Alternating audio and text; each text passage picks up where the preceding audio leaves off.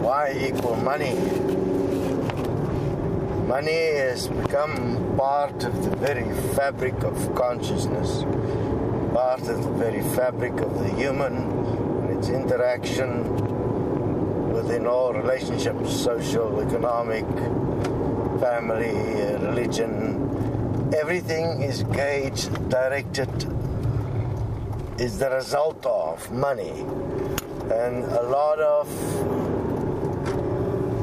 harm has been done in the name of money. Therefore, equal money in itself is a form of medicine. It's a form of healing. As you already see with those reacting to the equal money idea, they are either reacting from a scarcity idea or from a wealth and control idea or from the whole idea of hating money.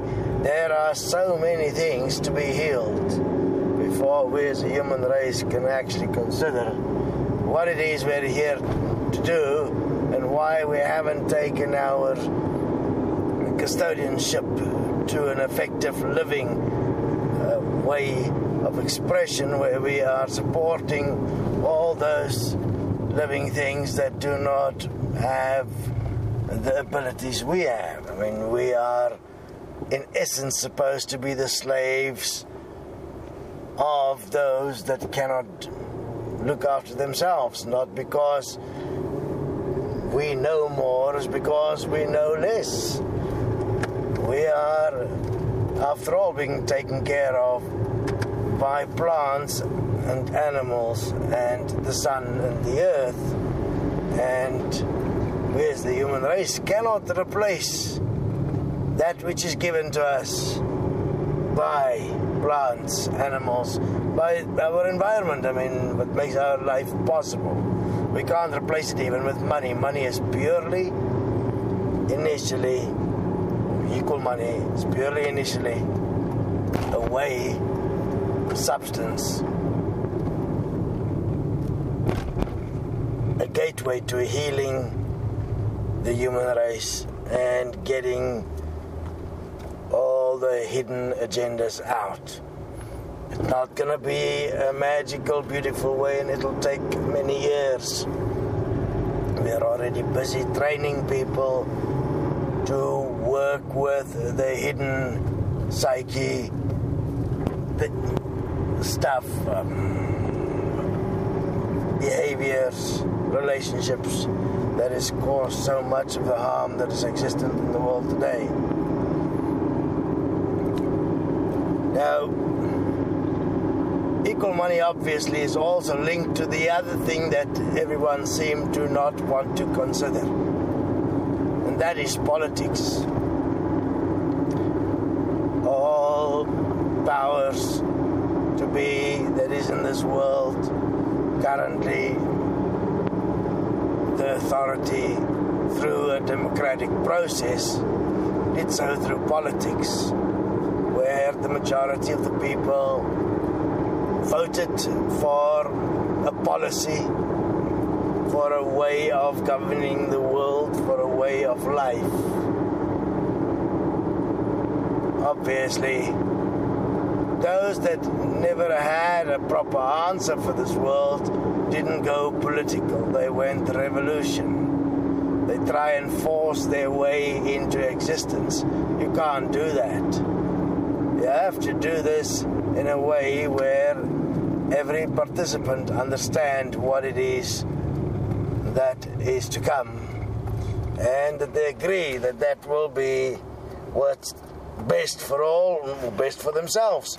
Now, the interesting thing about equal money is that it's not only best for all, it's also best for every individual. So you're covering both sides of the decision-making process, the reason. But you're covering all the fears that are causing many to form groups within which they are trying to protect themselves from other groups. You are in fact ending the very fabric, the very fuel, the very foundation from which war come in this world, that of profit, that of fear, that of control, that of corruption and deception. The healing process will bring about eventually a new human, a human that at this stage we can barely begin to imagine.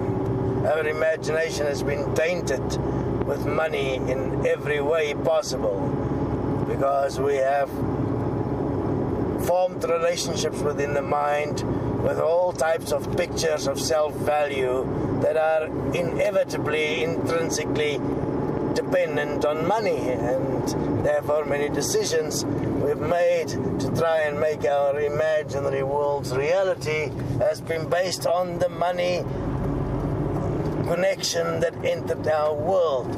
Many beautiful women have simply made decisions to marry because of money. No matter how they say that is not true, if they go self-honesty through their process of thought, they will get to the point where they've actually made that decision, where they have used the process of elimination to establish what will be the best way to accumulate their life, the greatest security, and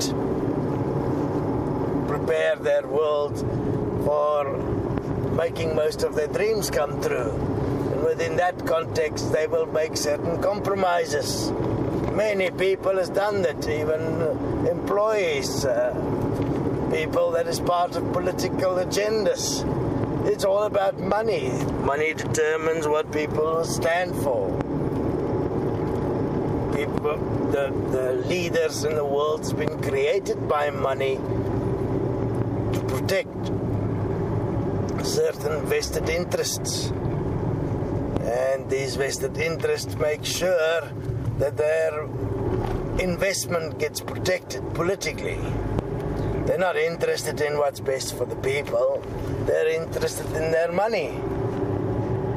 Now, even from a certain perspective, those people will be taken care of in an equal money system. They will not have the abundance to the degree that they have now, where they can manipulate and abuse and pay people to be their slaves. That won't be no longer possible.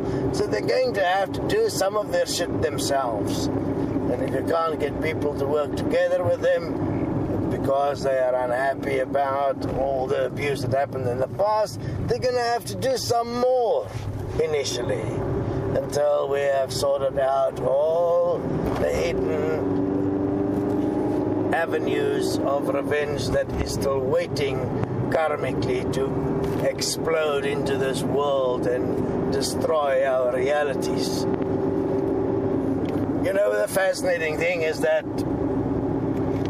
death, in a way, is a protection against karmic law, because if death didn't happen so soon for the human, the karma would have wreaked havoc with their lives, and many never get to a point where they can actually pay karmically for what they have done.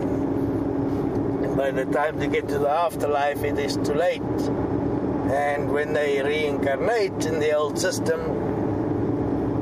they can't remember, so how can they pay for what they can't even remember? So the whole memory thing keep on coming up. Unfortunately, in this world, there are gazillions of memories of abuse linked to money. And equal money, in a sense, would cause massive healing to take place. Healing that will make it possible that the altruistic, compassionate, benevolent side of the human may emerge at last, and where one can truly start to act like a living thing with awareness. Currently, the human do not have awareness. It's got consciousness, and consciousness is the knowing reality. Consciousness is what you know about your reality. It is your knowing about how things work, and interspersed, interwoven within this knowing, this consciousness of how this reality works, lies money everywhere, every step of the way. Without it, nothing of consciousness will move. Fascinating that those that's trapped in consciousness refuse to consider what is the building block of consciousness. It's not love, it's love of money. But everybody stop at the word love. Even if it is in every window waiting for you to be bought. Through all the various ways that products are presented to the consumer. And you're consuming it because you love it. But it would never land in your hands. It will never become part of your possessions, your possessed nature without money. So all possession as it exists as money, and equal money will assist to a massive proportion with the healing of the letting go of the obsession, the fear of survival, the obsession to possess, the obsession to be better, the obsession to compete, the obsession to just be obsessed, the obsession to believe that somehow you had no choice, therefore you are righteous because you have some deity somewhere that has approved of this mess to exist, and that actually must have printed the money. I mean, that's to the degree that this go in the obsession, that the money that lands in your hand, there are those that believe that God gave it to them. And it is obvious obsession and delusion of a serious nature because it caused much harm in the world. Yet everyone stands away because they fear what happens if they don't have money. There is no greater fear in the world than the lack of money. No one feared that as much as they would admit. You think the fear of God is something bad? That's nothing. You just put money in front of a person to choose between God and money, and they'll choose money every time. Because they fear suffering, they fear pain, they fear what will happen if they have no money, because they know, every human being knows, God never answers the prayers, it's money that answers your prayers. But then you can always say, God sent me the money. Without proof, you can claim that, obviously. But that in itself has been part of the problem of the money system, of the economic systems in the world, of the total environment as it exists as a social system.